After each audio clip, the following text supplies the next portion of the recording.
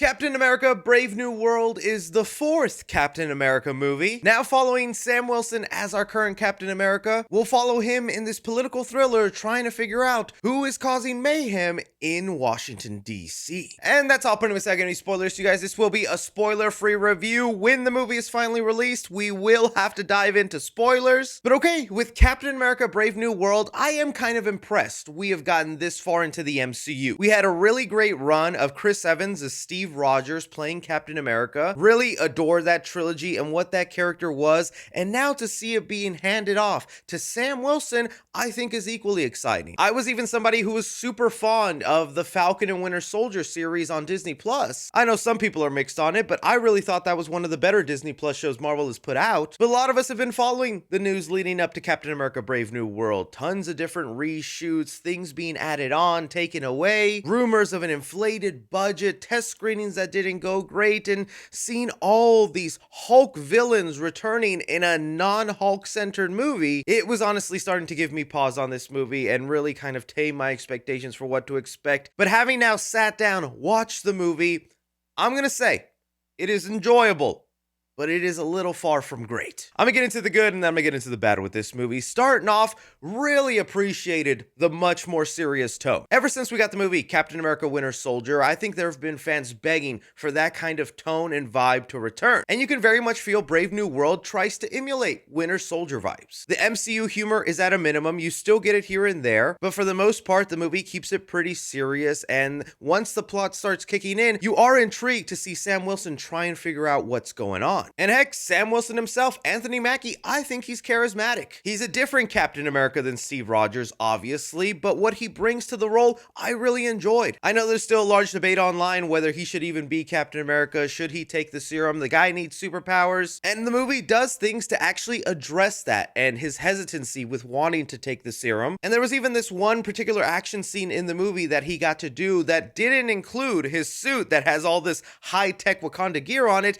and I really appreciated they gave us a scene where it's like, how capable is he without the suit? And I thought that was a pretty great scene. Along with Anthony Mackie, I thought there was a couple of supporting characters that really elevated the movie. His relationship with Joaquin Torres, the new Falcon, I thought really worked. They give him more of the comedic role. He's got all this energy, is excited to just be part of any mission with Captain America. And so I found him to be a fun character, but kind of the highlight and the relationship I liked the most was that of Sam Wilson and Isaiah Bradley. Carl Lumbly returns in the role after being introduced in the Falcon and Winter Soldier, which I will say that is pretty much required viewing going into this movie. I think if you didn't, you're just gonna miss out a lot on this character and his kind of importance in the movie. But you saw in the trailers, something happens where he gets manipulated into trying to take down the president. And out of everything going on in the movie, whether it was this world threat or the appearance of adamantium and countries trying to be the first one after it, the thing that hit me the most was the personal problem Sam Wilson had with Isaiah Bradley being framed for this, being sent back to prison, and what that meant to the character. That's kind of the stuff that really worked for me in this movie, because I'll say the second act or the entire middle of this movie really strong and really solid. It starts off a little rocky, a little and the third act is going to be hit or miss for a lot of people, but the very middle of this movie,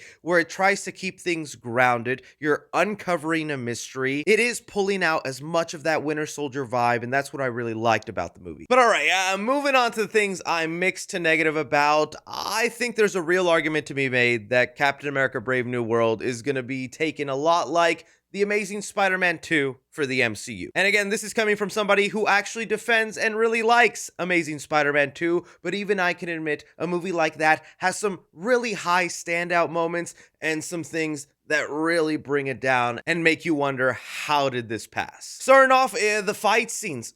There are moments where there are some really great action sequences with Sam Wilson. I'll mainly say the aviation scenes were the things that were really on point and that highlight the strengths of this version of Captain America. But for a lot of the other fighting in the movie, the hand-to-hand combat, the fighting of other villains, it was choppy. The editing was cut so quickly where you couldn't really enjoy the fight sequence. Some of it was a little slow and wasn't all that well choreographed. In fact, a lot of just the hand-to-hand combat in the movie felt like it was just going through the motions in a generic action movie. And again, that kind of sucks for a series, like I said, with The Winter Soldier that had some of the strongest hand-to-hand combat of the MCU. I will admit, though, I was extremely pleased with the fight between Sam Wilson and the Red Hulk. Well, I think it's going to be a bit of a bummer for the people hoping to see a lot of Red Hulk, because he's in it as much as kind of the trailers show. That fight sequence is pretty long, and I think it gets creative on how Sam is able to last as long as he does, while also being some of the better action sequences of the film. Another thing that's really going to hold this movie back is the main villains of this movie. So of course you have the Red Hulk in there, but he is not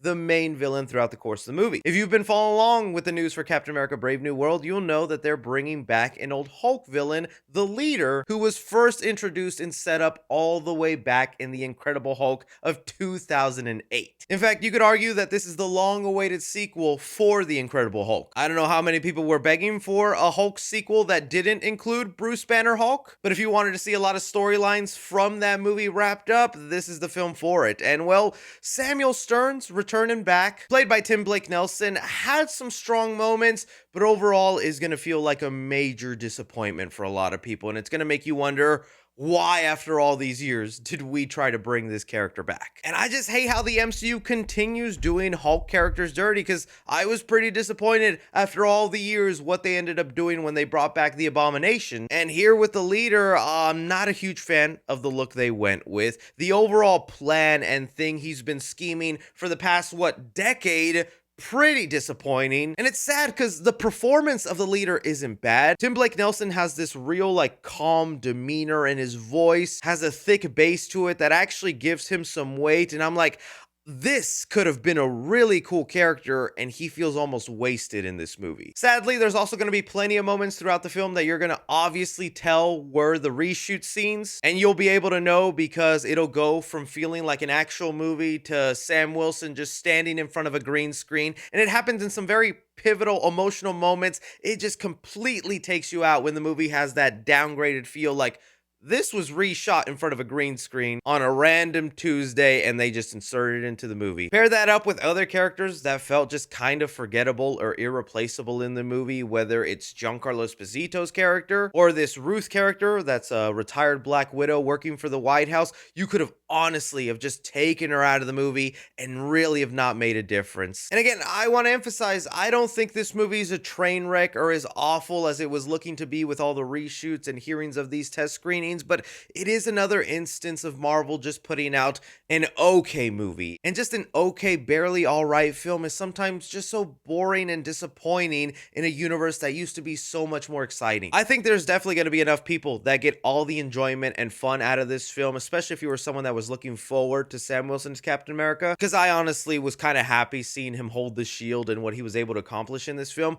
I just think the man deserved a better movie than this. But thankfully, like I said, I don't think this is one of Marvel's worst, but it is far from one of their best. So when it comes to Captain America Brave New World, I'm gonna give action a 3.5 stars. There's some standout moments in the action sequences and times where it feels like this is really well shot, and then the rest of it just feels like very generic punching. Comedy in the movie, I'm gonna give it 2.5 stars. Really appreciated them toning down the MCU humor, not inserting a joke every other line. Drama in the movie, I'm gonna give it 3 stars. I kind of wanted a lot more from this story. It has times where it feels like the plot is kicking in, I'm intrigued to what's going on, and at the end of it all, it just kind of feels very anticlimactic. Horror in the movie, I'll give 1 star to, and that's mainly for the look of the Leader. Bro's pretty horrifying to look at. And suspense in the movie, I'm gonna give it 2.5 stars. I think a lot of the movie just kind of goes through the motions, so with that, you're just not kind of on the edge of your seat as you would like. Casual moviegoers, I'm gonna give this a B-. Cinephiles, I'm gonna give it a C+, and critically, I'm going to give it a C+. For Captain America Brave New World, I think it is riding right on the line of just being a passably enjoyable MCU movie that could be enjoyed in theaters. Again, that's just my opinion on the movie, guys. I wanted to walk out loving this movie, and I ended up just kind of liking it. There's a lot more things I want to dive into about this movie that I'll have to wait for spoilers. There is one post-credit scene at the very end of the movie. It definitely teases something, but like I said, we'll get into it in spoilers. Don't forget to like, subscribe, follow me on Twitter at 3C Films or on TikTok at 3C Films. But as always, I'm Chris. Take care.